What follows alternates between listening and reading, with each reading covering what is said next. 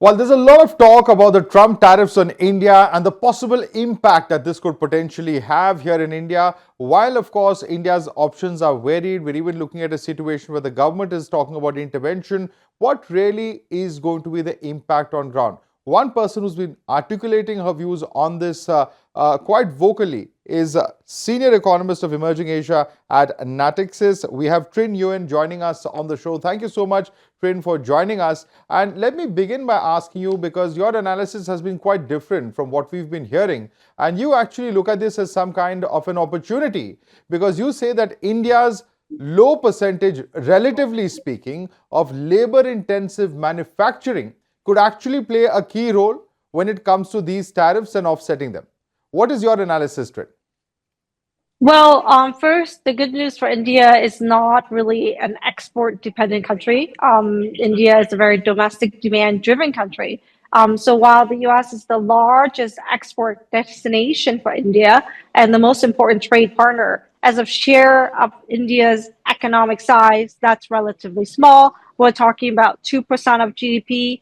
But when we consider exemptions into pharma, ICT, energy, and a lot of these sectors, then we're looking at only about 1.2% of GDP exposure. In other words, when the tariffs happen, and let's say India lose competitiveness to other countries, then you could have from 1.2% export to US declining to about 60 basis points or zero point 0.6 of a percent, right? So that's halving it. So that is a very small reduction in the short term. And in order to offset this, the government can do the following things. One, of course, is it can fiscally stimulate. So it can offset the decline of income, earnings of the people affected by providing fiscal support. They are talking about GST cuts, rationalization. You can actually even do much more targeted support. You can provide bank support to the targeted sectors by giving them much more preferential rates. You could also do fiscal support for the sectors. And finally, you can just do broad-based interest rate cuts for the economy. We think that the government will need to cut rates, the RBI will need to cut rates, inflation remains low. So these are the things that India can do. Now, all these things are not free, however. Carry on, please carry on. Sorry, please carry on.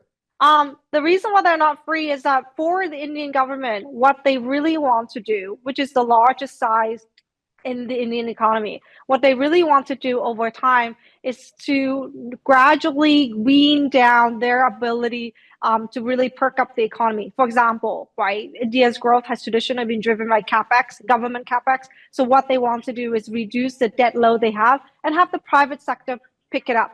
The only issue with this, when we're facing a high tariff environment, is that it's really the private sectors that are being affected in India, right? And so what that means is to offset in the short term, the government will need to expand again when they're actually trying to reduce their share in the economy. So what that means is that they will need to issue more debt while the private sector is shrinking. Now, how do we then resolve this equation of India trying to pass the baton to the private sector, which has very low debt and also low capex, except for a few sectors? Then we have to think about beyond the short-term mitigation. India will need to target what it has been underperforming, which is the system itself is too bureaucratic to scale up. For example, labor laws, land reforms, and so many other factors. And I think this can be an opportunity for India to address that. Right, pushing through reforms. That's actually one of the things that's being discussed a lot here in India as well. But when you compare, India's response and the impact of India, how does it compare with other economies, for instance, China, as well as other emerging Asian economies, if you look at the impact of the US tariffs? The impact of other countries are much greater. So, for example, for a country like Vietnam, the impact of the US is basically 30% of GDP. So we're talking about India impact of around much less, maximum 2%. So it's not proportional for India. So as a result, we're looking at the emphasis is not as severe, right? We're not talking about India surviving this crisis. We're talking about a growth slowdown. And more importantly, India is punching about 6% growth. What India wants to do is actually punching 7-8% growth consistently. And one of the key ingredients to that growth is really not just domestic growth, but also the ability to grow outward via exporting, but more importantly, providing jobs onshore to grow the middle class. If we cannot do that, then that can have an impact on its long-term growth down the future. Right. And how do we look at, this tariff impacting on global supply chains? Are we looking at critical sectors, whether it's apparel, whether it's seafood, whether it is gemstones and jewelry? What really are we looking at? And can these regional strategies like China plus one still work in such a situation? So one of the things that, of course, when you face a restriction and a barrier to trade with the US, then we should look at, for example, where can we grow? So I do think that the future is still the US, the EU, even if it faces restriction, which my thesis is that 25% should go away, would leave us with about 25%. Why do I say this? Total exports to BRICS right now is less than what India exports to the US alone. And exports to the EU plus the US is 2 times BRICS. Of course, India can grow that, right, to China, to Russia, to Brazil. But the reality is there's a reason that trade isn't really flourishing in those areas, and that India imports more from Russia. For example, India imports essentials such as energy, but can it export more gemstones? The Russian market is not so large. There's definitely more room to grow. But given that its GDP is roughly about 2 trillion for Russia, whereas if you look at the US where GDP is greater than 20 trillion, we can see here the limit to grow with Russia is very limited. Right, right. But there are many who are skeptical about whether the EU, UK, or even BRICS, as you're suggesting, can completely replace the amount of trade or the volume of trade that is done with the United States. How long a process could it be before, not just India, but other countries also adapt to other areas or other countries where they can reorient their exports? For a country that is as large as the size of India, it should grow wherever it can grow, right? Because we're basically talking about not just providing jobs to the people not formally employed right now, but more coming into the future. So there's a lot of stress of how to grow income and growing jobs. So I'll give you an example of Russia as a market. Right now in 2024, India exports about 5 billion worth of goods. It obviously imports much more oil, so therefore there's a huge deficit. However, if you look at the benchmark, which is trying to grow this trade, so total imports and total export by 50% in the next 3 years, due to liberalization, then we're looking at a 5 billion growing to 7.5 billion. That's a big one, right? But that's not even 10% of what India right now exports to the US as a total size. So yes, it can grow and it will grow. And what would be best if it were to be able to resume trade with the US, expand that market, while at the same time expand everywhere else. Because as I mentioned, the fact that India right now exports are primarily capital intensive in a country that has excess labor tells you that a lot of reforms are still needed with or without the tariffs to make the labor market and the labor intensive sectors much more competitive. At the moment, India's exports and labor-intensive manufacturing global market share is only half of that Vietnam's, a country that's only less than a tenth in size and population, and only 10%, less than 10% of China's labor-intensive exports. A lot of people tend to talk about China moving up the value chain in high-skilled, high-tech tech. The reality is that it's still very dependent on labor-intensive and continues to dominate it. So therefore, for a country that's as large as India with a large underutilized labor force, then it really needs to target this area. And this is where my hope is that beyond GST rationalization, the Indian government must use this opportunity to really push through a lot of reforms that are on the back burner. Right. But Trinh, I must also ask you this, as somebody who very closely observes Asian as well as, global markets from the macro perspective, what is the realistic possibility that other Asian countries could step in to fill the economies could fill into the gap as far as India exporting to the United States is concerned? Or are we looking at a situation where, more of these supply chains could be fragmented in years to come? Well, I think there's some market share to be picked up for sure. But I think the reality here is that much of the production that's happening in India is to serve India itself. And actually what is being planned right now, the FDI being deployed in India, is really about in the future, India will become a bigger market for labor intensive. And the threat with the 50% tariffs, if it were to stay, is that that may not be the case, that India may continue to be just for India and may potentially be for the rest of the world, but not the US. And while the US may not grow as fast as emerging markets, it Right. continues to be very large. So to avoid that market is an opportunity, in my opinion, missed, even Okay. if the challenge itself can be mitigated in the short term. Right. And Trinh, what are your expectations from the SCO summit itself? Are we looking at a revival of the RIC trilateral? What are your expectations? Well, I think there's a lot of room for relationships between India and China to improve, right? Obviously, India continued to trade with China, but there wasn't much investment or labor or people mobility. So any improvement on that is positive. And I think both countries see that there's a shared interest to improve investment ties and trade ties. But let's not forget, as I mentioned, India and China do compete in a global sphere. They compete regionally. And more importantly, China still wants to have a lot of that labor intensive jobs because it does face a very similar challenge as India, which is having a lot of people. So in other words, there's a lot of room to improve. But when you think about it, when India tries to export textile into China, China will say, well, we also have textile. And the problem is that we actually have deflation and we have a glut of it that we need to sell elsewhere, right? So in fact, we want to sell to you and we do sell to you. So I think that the reality is that while ties are warming because you're getting a cold shoulder elsewhere, economic realities will hit and it's going to be very challenging.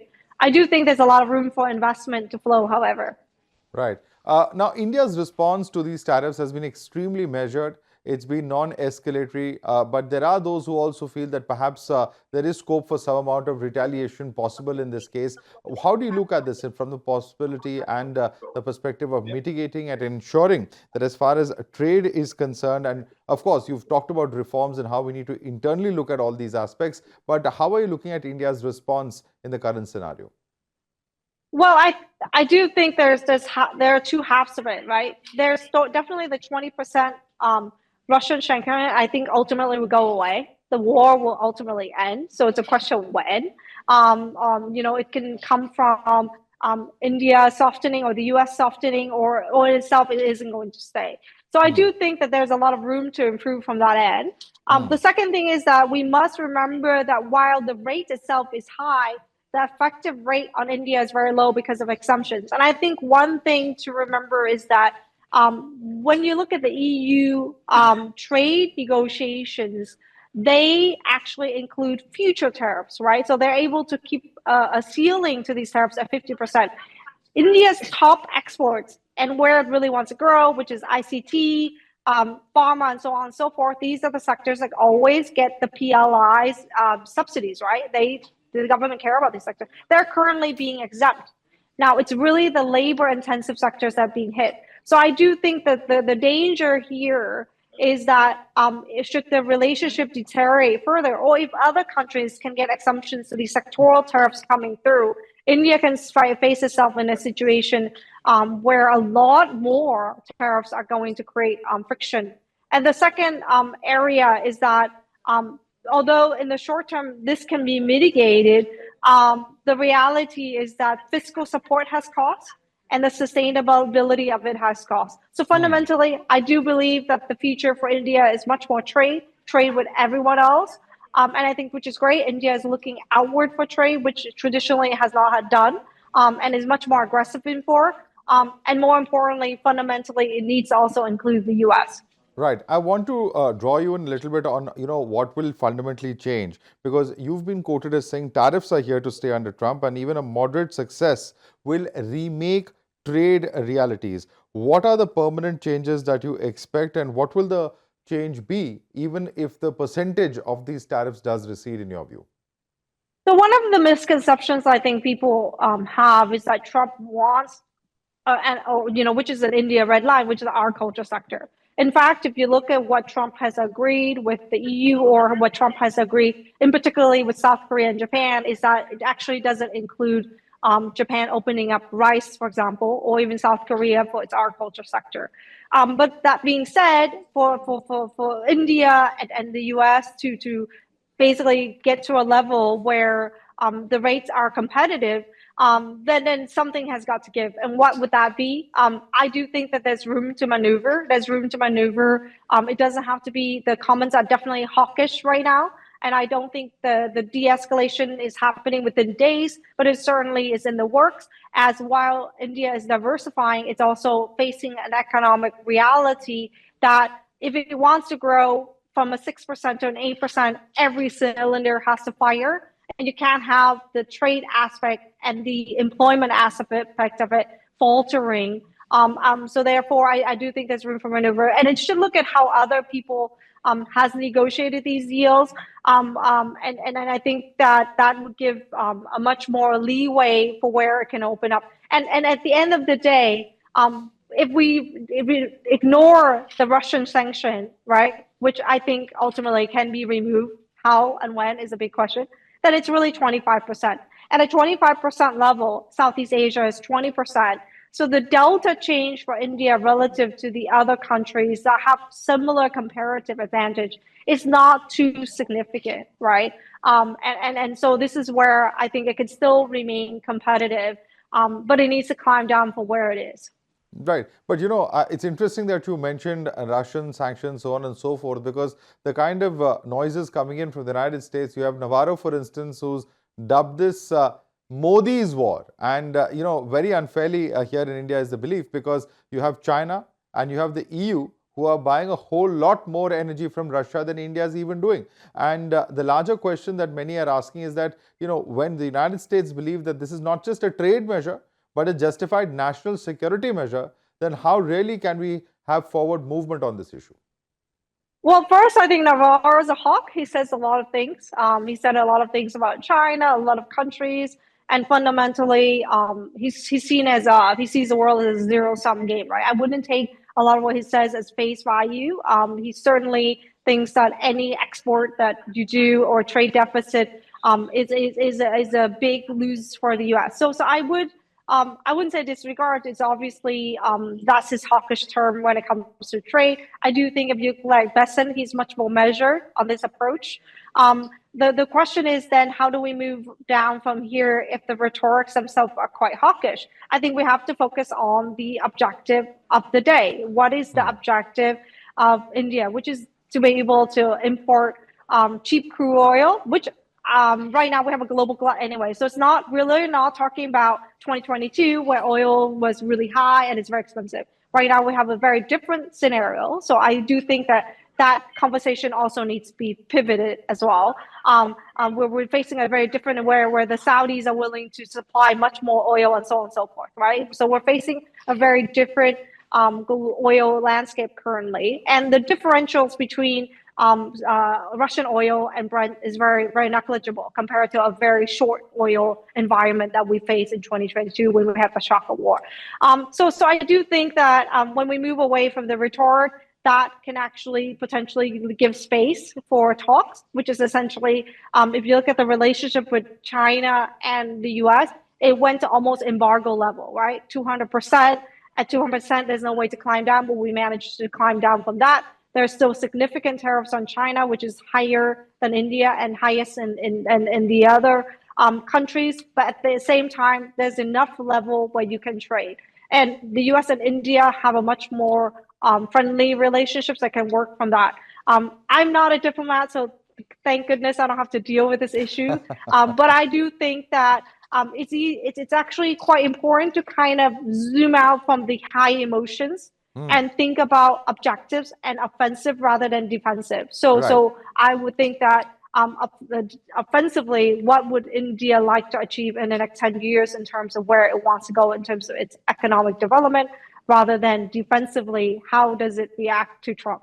Right. But Trin, my last question to you is this, and perhaps is the most important one. When you say that something's got to give, you've cited, of course, the examples of Japan and Korea. But where do you think realistically there is some amount of wiggle room? Of course, all that you mentioned as far as labor-intensive manufacturing, GST, the fiscal maneuvering, all of that and reforms are well taken. But when it comes to the real hard bargaining, the negotiations between India and US, where is it that you think the both sides can actually explore possibilities of a little bit of a climb down?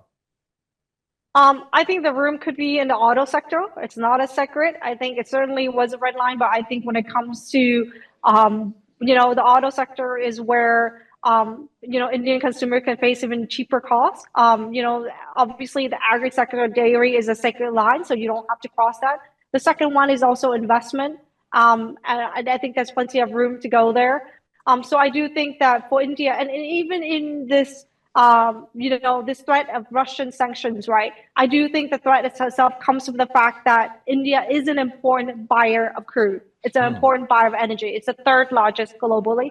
As China climbs down on its import, India is going to rise to a very important player. So it does have negotiating power, even in the energy space, right? So I do think there's plenty of space, and it points to the fact that you have the sanctions, point the fact that you're an important player, which you can use as a lever. All right, Trinh Nguyen, thank you so much for taking the time out and explaining all of this and the complicated world of economics and tariffs to our viewers. Thank you so much for taking the time out. Thank you for having me.